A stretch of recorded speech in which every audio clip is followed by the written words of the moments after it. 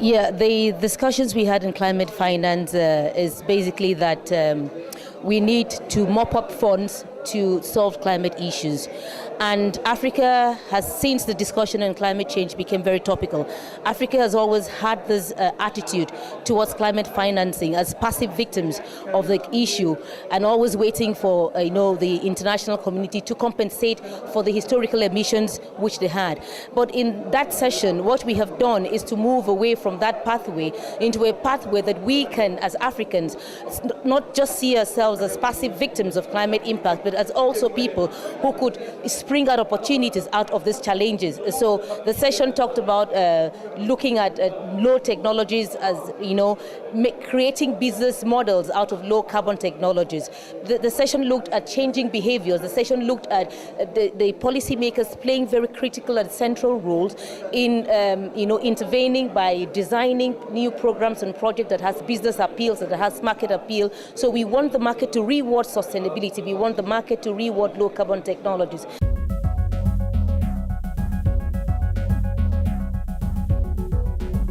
I think, first of all, when you look at Africa and the potential we have in the huge number of young people, the demographics already in themselves are a huge justification. If we can leverage the huge productive age cohort that is literally the numbers that we need, first of all, to influence climate change, but not just at an advocacy level, which is where many young people have been involved, but more so across the value chain of climate change, and getting into issues like agribusiness, which brings into consideration issues like product development, market participation, innovation, ICT, mobile applications. All these are ingenuity of young people that can be leveraged to make agriculture much more productive, especially in this 21st century.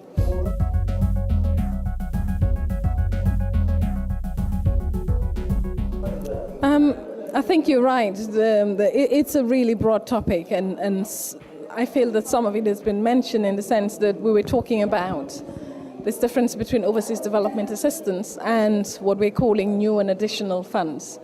So there's been a lack of transparency in terms of, when a country A from a developed country says we're going to spend 40 billion on climate finance, it's not certain whether that 40 billion is new money or old money, if I can put it that way. So we need to have some kind of common tabular ways of reporting so that we can understand where are these monies coming from. Are they monies that are already being earmarked as overseas development assistance, or are they new and additional funding? So I think that is where the transparency issue lies. We haven't had a clear perspective in terms of how do you kind of demarcate the borderline between ODA and new and additional funding, especially with regard to adaptation projects, because many adaptation projects are considered in many ways as development projects. So that's where the issue of transparency comes from. Developed countries have not been able to show with sufficient evidence whether the monies they're putting into adaptations are monies that can be considered as new.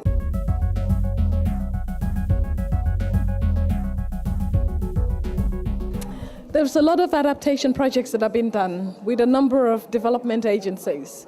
My sense is that what we need to do is to see how we ramp this up, how we scale it up, how we make it more impactful. There are projects that have been done to help farmers basically in terms of seasonal forecasting, so that they can have the information available on time and be able to say, okay, this is what we're going to expect from this year in terms of rains or no rains. And on the basis of that information, decide the kind of cultivars that they would want to produce or plant so that at least they can prepare themselves better. So I think projects are there. There are ideas in terms of how farmers can be less vulnerable, how they can use drought-resistant crops as well, how they can take advantage of waters that may not be available all throughout the year, etc., etc. A lot of projects on the ground are happening by many development agencies. But for me, the issue is not so much about what is happening at the micro level, it's how we scale this up to an extent that many other countries, many other vulnerable groups, are able to take advantage of these projects and graduate from the smallness of these projects to something big.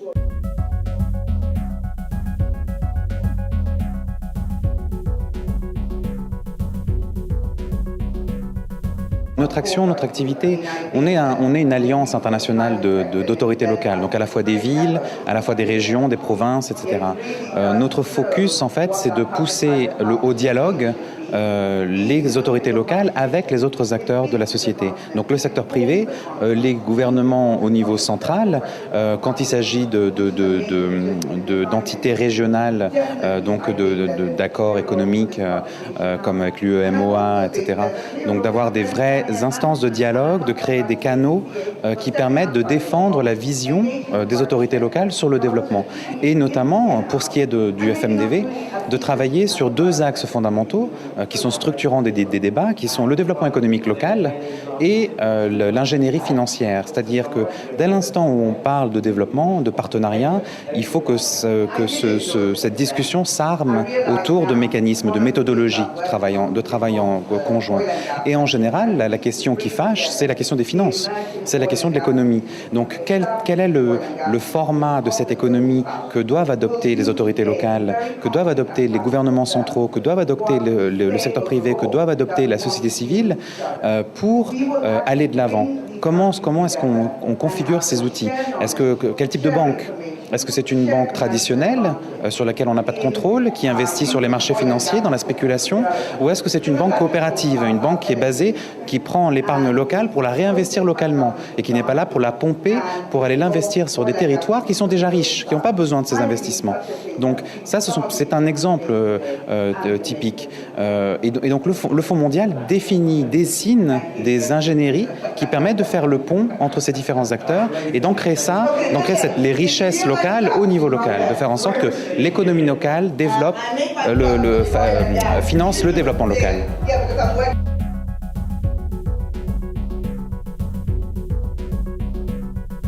What I'm getting at is, we as a continent, if you go back in history, we fought for liberation from the top to the bottom, right across the continent. And we were incredibly united. And that's why we got the result that we got. In other words, we got Africa to be free right up to 94 with South Africa. But now, each one of us is looking to create partnerships with the outside world before we are joined up as Africa together. It can never work. That's why we are so divided, because we are not taking advantage of the market next door. If you don't take advantage of the market next door, you're not going to be strong enough to partner with people further afield.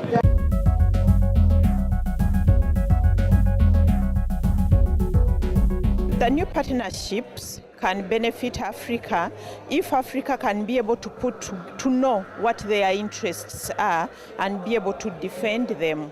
And this is one of the mistakes which Africa has made, going into partnerships without knowing exactly what Africa wants out of the partnership, and also putting resources to enhance those partnerships. So what came out here was that Africa, one, should be able to define and articulate its interests, negotiate those interests, but also put resources to be able to achieve what they set out to do.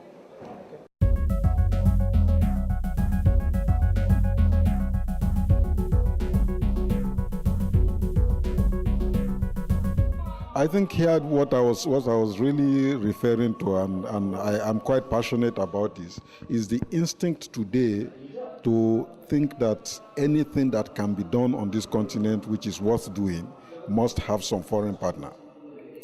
And I have a complete disagreement with that.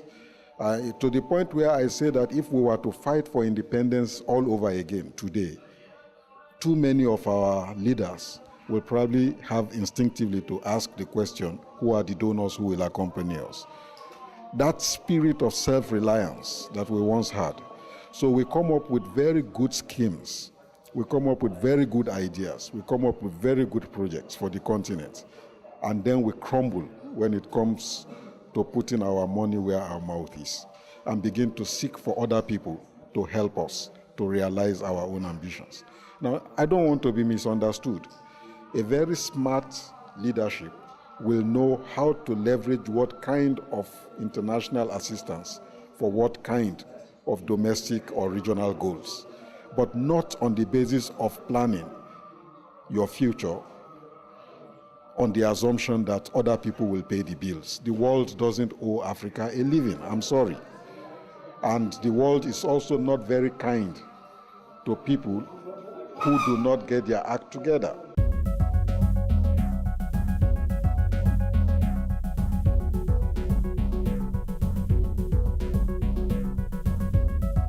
Well, you know, it's tragic that because of Ebola, we kind of have a focus and an emphasis on the primary health care, which should have been a concern of ours for a long time. Sometimes we don't consider the global public goods responsibility on these issues, and that's why we have seen some of the institutions in charge of these issues internationally, such as WHO, having a dwindling contribution. Not long ago, about 2 years ago, they were actually reducing their budget for about a third. And we see the consequences is that we don't have a treatment of global public goods as we should. I think the investments in the health sector have actually gone up in Africa in general, but it's far from being what is needed or from covering what is needed. In Guinea, in the latest Mo Ibrahim index, Guinea actually goes up in terms of health systems, transformation, and some of the indicators are quite positive. But we must also say that when you have something like Ebola that is not known, it can create easily panic, hysteria, and also it can undermine the systems that you have if they are fragile. We are seeing that even in European countries, there is a bit of fragility because they don't know exactly this particular disease. So I hope that we are going to look into this area and this sector with a structural eye and not just when there is a panic and an emergency.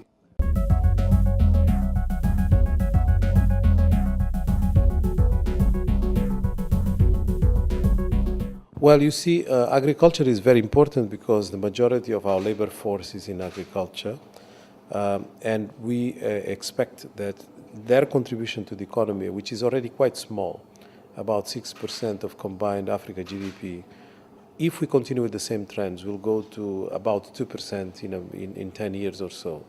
So that means more poverty because you basically have a situation where part of the rural population is moving into cities. And therefore, you may think that is positive, but they are moving into slums, and therefore, it doesn't change really their social condition. I think that is very problematic. But for those who stay, the recipe is rather simple. If we were to treat agriculture economically, normally we treat it as a social sector, and we treat it as a poverty reduction program. If we were to treat it economically, it means that we need to increase agricultural productivity. There is no real example in the world where agricultural productivity has grown fast. There are examples of growing slowly, but growing fast is our concern because we have a lot of people on poverty without some incentive structure that is going to create, the mechanisms to propel this productivity. And the best examples we have are linked to industrialization. You industrialize a country and the agricultural productivity is pooled. And that is what we are trying to sell as an idea. And I think this fora had the opportunity of discussing innovative financing, but also the different mechanisms of policy that will create the right incentives. So agriculture is a very good example of that.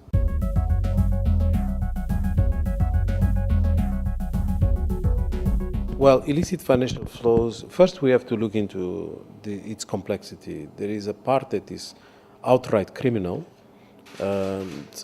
People that are in drugs and arms trafficking and all kinds of traffics. So that's outright criminal. We need a very robust response. And obviously it has a lot of implications in terms of peace and security.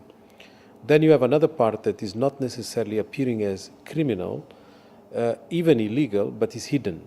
We just don't know. For instance, taxation systems can allow multinational companies to have part of their activity in a specific country, let's say an African country, but actually never pay taxes because they will declare that most of the activity is somewhere else. If we don't have regulatory systems that are going to actually arrest this type of situation, you are going to have a lot of loss. And then, of course, you have also the entire discussion about trade mispricing, which is a big portion of illicit financial flows, which is paying less the value of the commodities we export. All of this combined, plus the fact that institutions are very weak and corruption is pervasive, because institutions, when they are weak, they don't deal with corruption, and the lack of transparency from the origin countries of these companies, like for instance the fact that we don't have transparency laws in Europe equivalent to what we have in the US with the Dodd-Frank legislation, create really a situation where the loss for Africa is quite huge. And at a micro level, you will see it from the extractive industries, for instance, that instead of promoting small mining, there is a very important contribution of women miners in Southern Africa, but this is not given its due respect and opportunity, because it's almost impossible to compete with those who are basically having their activity on the back of illicit flows.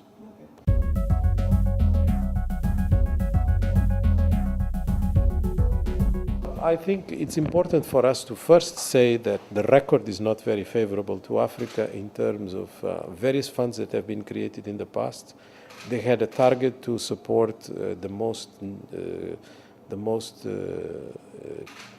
affected countries in need, and in reality that has not happened. The Global Environment Facility was created for that purpose, and eventually only 7% of its funds came to Africa.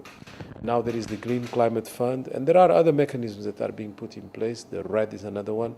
All of those, Africa is not taking the full advantage of the opportunities that are announced. Not because Africa doesn't want, not because Africa is not prepared, but because the complexity that is associated with this type of funding makes it very difficult for a small entity or even a small country to be able to present meaningful bankable projects. So we have to change this. And that's why we are talking about climate financing as an innovative way of changing this picture, starting already with the creation of our own climate financing mechanism, which is part of a joint initiative by ECA, ourselves, African Development Bank and the African Union, which now has a fund based in the African Development Bank to deal with climate financing in Africa. It's a small amount, but that one at least we control, and we know it's a very good start for us to start changing the debate about how to handle this type of complexity.